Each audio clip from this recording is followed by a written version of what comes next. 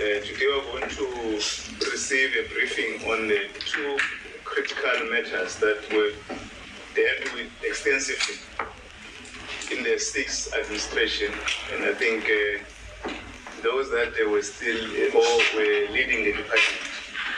Minister, when I said that there was extensive briefing from the minister and work that was done by the department in terms of consultation on the white paper.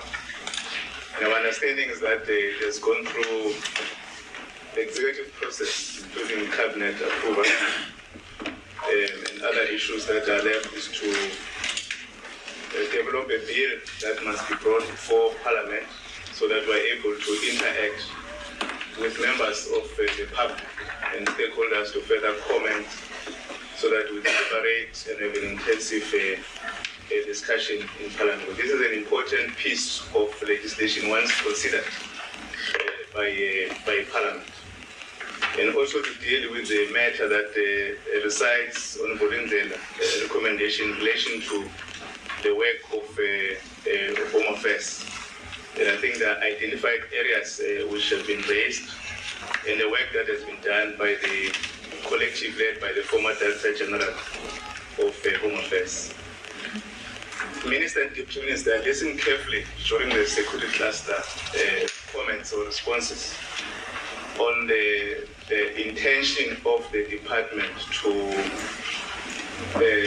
and I'll state deliberately, you will interact when we comment, to bring the bill in the year 2027. And I think it's a concern that we may need to register that given the urgency and the challenges that the country is facing, including security issues, and also the economic impact that may contribute to the delay of this bill that as a result of the white paper. It is important that this committee, as we deliberate, and yourself consciously, you must note that concern that one has observed in our discussion. I think it's an important area that we may need to collectively, both as the members of Parliament and yourself as the department, fast track this process. I've also gone through the Vulindlela recommendation in relation to this matter. And I'm fully aware that there may be other issues that may need to arise to the white paper, which may need to go through the same process which yourself, you are aware in terms of cabinet subcommittee and cabinet. But as we are now, we are clearer in terms of the process that we must develop the bill that may need to be considered by Parliament. We're not going to waste time, given the challenges that we're facing as a country, to delay the work of the department, including the white paper. So I'm just trying to highlight key issues that will be confronted with as a committee and the collective. And this is an area that we've interacted with the former minister and the team in the year 2020 in terms of the declaration of this white paper. We're happy that Cabinet has now considered the white paper. I mean, particular on the time frame and the period that we may need to agree on. Without waste of time, I will then invite, I will suggest that the program on how we're going to deal with it, members. One is that we'll request the department to deal with two items at once. Item number 3 and item number 5. Then we'll comment both the white paper briefing and the Vulindlela, then we'll comment on questions. And then we'll deal with the update of the provincial public hearing and the details, and also the briefing on the program of the committee. And then we'll then adopt the minutes. Is the proposal accepted, members? Okay, thank you very much. And welcome other members who have not been in the meeting. I think the first time we interact together. But are those that have been seasoned in Parliament. So familiar with our interaction. I will just take this advantage to introduce Mr. Matonzi, just introduce members who have not been with us so that they're familiar with the collective of the team. Morning, members. We do have members, new members. Reverend Mishwe is not a new member, as the President indicated, but also it's the first time him attending this meeting. That's Reverend Mishwe here on my right-hand side. And then there is Mr. Hala. Also, yeah. I like it. Yep, it's mine. The prices blow my mind. I feel so rich. I feel like a billionaire. I'm shopping like a billionaire. I'm shopping like a billionaire. Let's go. I'm shopping like a billionaire. I get it straight. Come to me, cause I'm shopping like a billionaire. Download the Temu app and shop like a billionaire.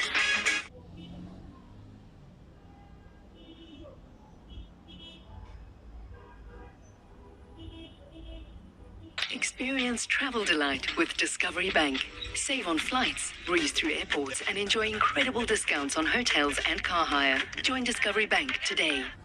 That's all.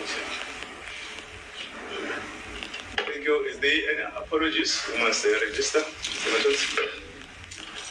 Yes, Chair, we do have two apologies. One from Ms. Mohamed.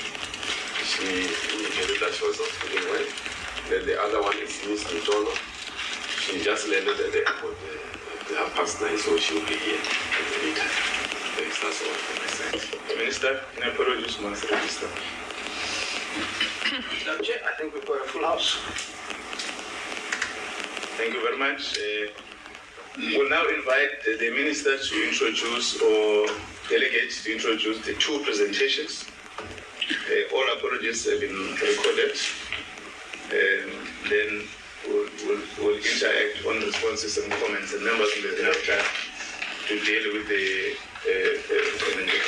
presentation.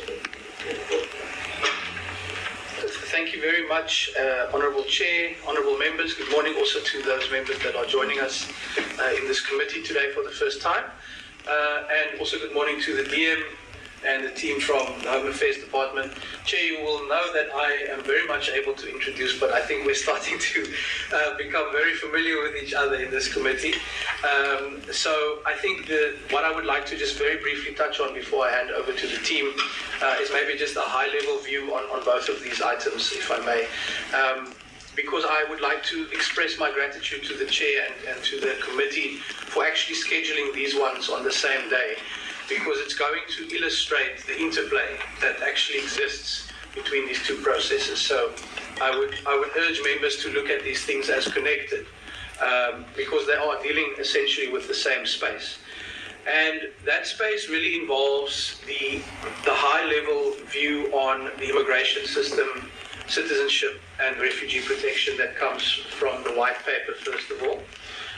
The process, Chair, is correct, as you've outlined, that this went through Cabinet in April, and at one of the subsequent meetings, the minutes also served, and you could see that there were quite a number of points that were raised in that Cabinet discussion, and pointers that were given to the department to say, go and refine this, go and add in this space.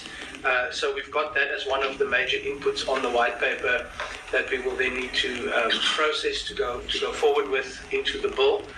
I think the other important input, of course, is from Operation Vulindlela itself, and that's where the interplay will become clear, where we have the opportunity to supplement some of this work through making sure that the legal changes actually align with what the President and the administration have put on the table. I think one thing that's very important, Chair, to caution against is we should not have a misalignment between what the presidency and this department is doing in terms of modernizing Home Affairs and reframing our systems and the white paper itself. And so I think that even as we move into this space, it's important to get it right at the start. Because what we don't want is a bill that comes to this committee, and then we've got the presidency, for example, saying to us, but this is misaligned with the work that Vulindlela is doing. So the supplementation process flows out of the need to make sure that we have really concrete and correct alignment on these issues. There's also a legal opinion that we have commissioned on the white paper to make sure that we are covered and really comply with the injunction we've got in the statement of intent as well of the government, that we must always make sure that we align with the Constitution. And I think that's an important point, actually, Chair, as we deal with international matters. Our primary injunction is to comply with the South African Constitution. There's all kinds of international spaces out there, but I think we need to check our policy and legislation always against what our Constitution itself demands. And so it's in that space that we will also then get that opinion. So, Chair, essentially we will then move as fast as humanly possible, we've heard you there, to supplement and make sure that the priorities of the 7th administration, the work of Operation Vulindlela, the legal opinions are all commissioned and aligned so that we have the best product at the end of the day. I also want to emphasize, Chair, that this is an enormous scope that we're talking about. I would liken it to major reforms in health, for example, or education. It's actually at the same scale. And so it is absolutely critical that we get it right, that we don't have a process that gets thrown out in court, because that will actually be the worst outcome we can imagine, because then we'll be worse off than we are today. So we need to make sure that, given the scale of this is not like the marriage bill, with all due respect. This is not like the immigration amendment bill that we're dealing with. This is a complete systems relook. And so we have to pay close attention to detail and make sure we get it completely aligned. Then, Chair, I think the other point worth making is on Operation Vulindlela itself. And you will see from the presentation that there are elements in that work that will require regulatory change, first of all, but then also feed into legal changes and legislation. I must say, Chair, I'm very excited about the opportunities we've got through the work that we're doing with Operation Vulindlela.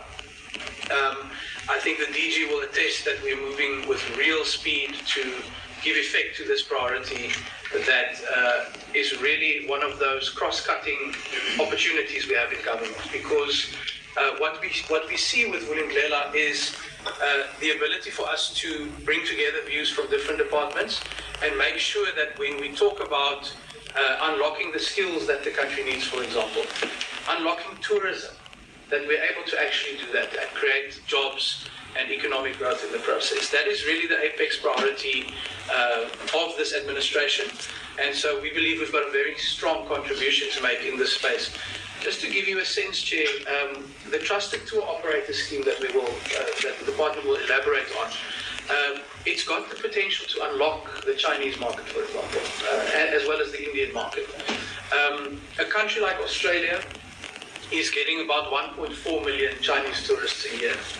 We're getting about 93,000. Now, there is no reason why anyone would go to Australia if they could come to South Africa. And what we've identified there is the bottlenecks that are created, sometimes through very basic things. I mean, Mandarin documents that we cannot interpret or understand. So it gets into that kind of granular detail where we then say, also because these Chinese, they travel in large tour groups, so you'll get 100 or 200 applications at once. And we need to just rethink how we deal with that. And so that's where we've come up with a trusted tour operator scheme, which will vet and secure the tour operator and say, if you bring someone here who overstays or breaks the law, you will actually bear the consequences. So then we are able to process those group applications more effectively. And I really believe if we can get this off the ground, we will see a major impact in terms of boosting tourism in a relatively short period of time. So that's an example of where Vulindlela has real opportunities in the immediate term. But then, of course, Chair, we need to make sure that if Vulindlela is saying to us, this is one of the reforms we need in the tourism space, that we actually have it enabled in the legislation. And And that's where you can see the link between the two and why it's so important that we have that supplementation process to make sure that we actually align with those kind of priorities. So, Chair, that's a mouthful, but I would invite, if I may, the DG to take over from here and fill us in on the details and really highlight, I think, some of the exciting opportunities we've got in this space. Thank you very much. Thank you. There's one matter, Mr. Matuns. I think there are some members who are requesting a link